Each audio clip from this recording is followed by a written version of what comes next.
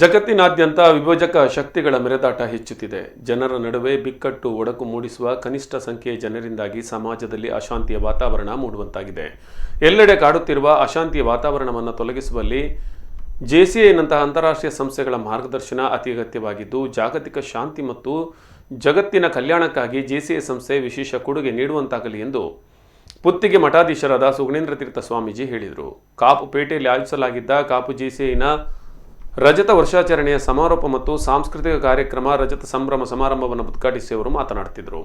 ಕಳೆದ 25 ವರ್ಷಗಳಲ್ಲಿ ಕಾಪು ಜೆಸಿಐನ ವಿವಿಧ ಕಾರ್ಯಕ್ರಮಗಳಿಗೆ ಸಹಕರಿಸಿದ ಸಂಘ ಸಂಸ್ಥೆಗಳ ಪ್ರತಿನಿಧಿಗಳನ್ನು ಹಾಗೂ ಕಾಪು ಜೆಸಿಐನ ನಿಕಟಪೂರ್ವ ಅಧ್ಯಕ್ಷ ಸುಜಿತ್ ಶೆಟ್ಟಿ ವೈ ಜಯಕರ್ ಎರ್ಮಾಳು ಅವರನ್ನು ಸನ್ಮಾನಿಸಿ ಗೌರವಿಸಲಾಯಿತು. ಈ ಸಂದರ್ಭದಲ್ಲಿ ಕಾಪು ಶಾಸಕ ಲಾಲಾಜ್ ಮೆಂಡನ್, ಗುರ್ಮೆ ಫೌಂಡೇಶನ್ ಅಧ್ಯಕ್ಷ ಸುರೇಶ್ ಶೆಟ್ಟಿ ಗುರ್ಮೆ, ಮಾಜಿ ಸಚಿವ ವಿನಯ್ ಕುಮಾರ್ ಸರ್ಕೆ, ಜೆಸಿಐ ವಲಯಾಧ್ಯಕ್ಷ ಪುರುಷೋತ್ತಮ್ ಶೆಟ್ಟಿ, ಕೆಎಂಎಫ್ ನಿರ್ದೇಶಕ ಕಾಪು ದಿವಾಕರ್ ಶೆಟ್ಟಿ, ಜೆಸಿಐ ಆಡಳಿತ ನಿರ್ವಹಣಾ ಸಮಿತಿ ಸದಸ್ಯ ವೈ ಸುಕುಮಾರ್, ಉದ್ಯಮಿ ಪ್ರಭಾಕರ ಪೂಜಾರಿ, ರಜತ ಸಮಿತಿ ಅಧ್ಯಕ್ಷ ದೀಪಕ್ ಕುಮಾರ್, ಪೂರ್ವ ವಲಯಾಧ್ಯಕ್ಷ ರಾಕೇಶ್ ಕುಂಜೂರು, ಜೆಸಿಐ ಕಡಪಾಡಿ ಅಧ್ಯಕ್ಷೆ ಜ್ಯೋತಿ ಶಂಕರ್ ಸಾಲ್ಯಾನ್, ಜೆಸಿಐ ಶಂಕರ್ಪುರ ಜಾಸ್ಮಿನ್ ಅಧ್ಯಕ್ಷೆ ಮಾಲಿನಿ ಶೆಟ್ಟಿ, ನಟಿ ನವ್ಯಾ ಪೂಜಾರಿ, ಕಾಪು ಜೆಸಿಐ ಅಧ್ಯಕ್ಷೆ ದೀಕ್ಷಾ ಮತ್ತಿತರರು ಉಪಸ್ಥಿತರಿದ್ದರು.